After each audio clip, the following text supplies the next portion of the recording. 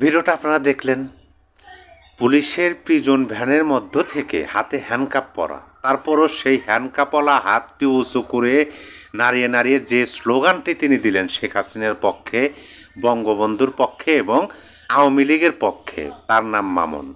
তিনি সিলেট জেলার ছাত্রলীগের নেতা এবং বাইরে দাঁড়িয়ে থাকা ছাত্রলীগের কর্মীরা মামুনের সাথে তালে তাল মিলে তারাও স্লোগান দিলেন। শেখ হাসিনার এরকম নেতা কর্মীদের কেমনে দাবায় রাখবে এই মহাজন? এই প্রশ্নটা কিন্তু আসবে। তারা এতটুকু মনোবল হারায়নি যে তাদের নেত্রীর সর্বোচ্চ শাস্তি মৃত্যুদণ্ড দিয়েছে মহাজন ইউনূস সাহেব। তাদের নেতৃত্ব দেওয়ার প্রথম সারির নেতাদের করুণ অবস্থা, তারা দেশে আসতে পারতেছে না, বিদেশের মাটিতে, দলের কর্মকাণ্ড নিষিদ্ধ, নিবন্ধন স্থগিত, ছাত্রলীগ তো পুরোপুরি ব্যান। তারপরেও এতটুকু মনোবল হারায়নি এই মামুনেরা। তাহলে এই যে নেতা, এই যে কর্মী, এরাই তো ভবিষ্যৎ নেতা।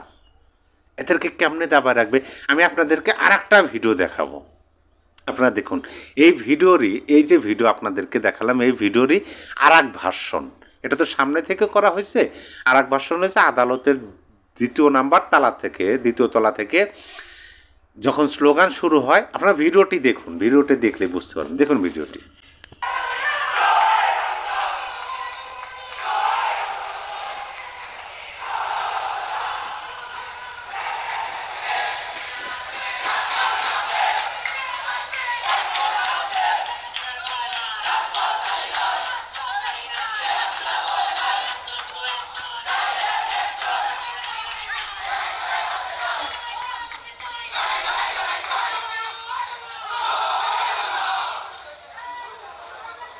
একই ভিডিও দুইভাবে করা।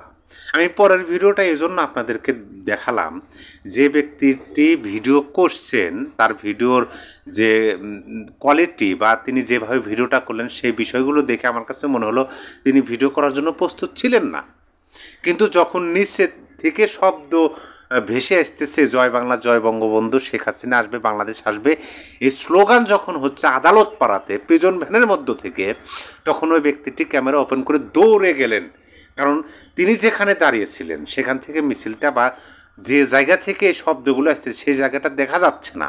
তিনি দৌড়ে গিয়ে ভিডিওটা করলেন এবং সেই ভিডিওটা ছেড়ে দিলেন, ভাইরাল হয়ে গেল সারা বাংলাদেশ ব্যাপী। আচ্ছা, এই দুইটা ভিডিও আপনাদেরকে দেখালাম।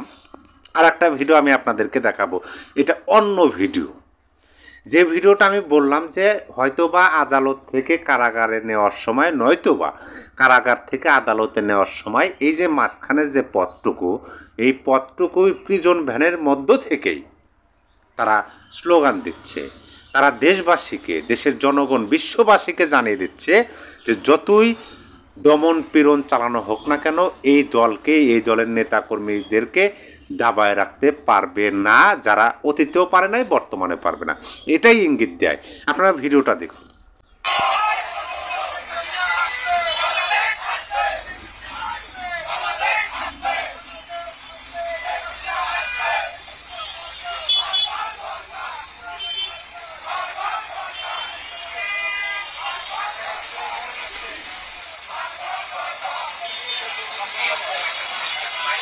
আমি জনাব গোলাম মাওলা রনি সাহেবের একটা বক্তব্যের মাঝে শুনছিলাম, বক্তব্য বলতে তার ইউটিউবে যে তিনি ভিডিও দেন, যে এই দলের নেতারা এমন একটা পর্যায়ে চলে গেছে যে তারা যেখানেই যাবে সেখানেই তারা নেতা।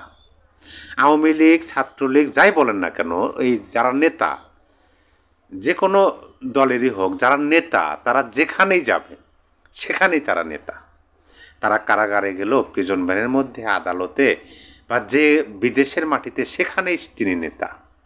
এই বিষয়গুলো আমার মনে হইতেছে যে তাদের মনের মধ্যে বিন্দুমাত্র ভয় নেই, তারা বিন্দুমাত্র মনোবল হারায়নি। তাদের নেতা নেত্রীর উপর তাদের পূর্ণ বিশ্বাস এবং আস্থা এখনও আছে যে যতই প্রতিকূল পরিবেশ অবস্থা তৈরি হোক না কেন তারা কামব্যাক করবে, বাংলাদেশের রাজনীতিতে সক্রিয় হবে। তাদেরকে নিষিদ্ধ করা হোক, তাদের সর্বোচ্চ নেতাদের মৃত্যুদণ্ড দেওয়া হোক, কোনো ব্যাপার না, তারা আবার ফিরে আসবে, সকল কিছু আবার স্বাভাবিক হবে। তারা রাজপথে আবার সেই ভয়হীনভাবে স্লোগান দেবে, মিছিল করবে, জনগণের কথা তুলে ধরবে। এই বিশ্বাসটা তারা এখনও মনের মধ্যে পোষণ করতেছেন এবং এই বিশ্বাসের পরিপ্রেক্ষিতে তাদের মনোবল বিন্দুমাত্র ক্ষতি হচ্ছে না। সম্মানিত দর্শক, আমি শেষে আবার এই কথাটা বলবো যে শেখ হাসিনার এই রকম নেতাকর্মীদের কিভাবে দাবায় রাখবে মহাজন ইউনূস সাহেব? আপনার মতামত অবশ্যই কমেন্ট বক্সে জানিয়ে দেবেন। সবাই ভালো থাকবেন। আল্লাহ হাফেজ।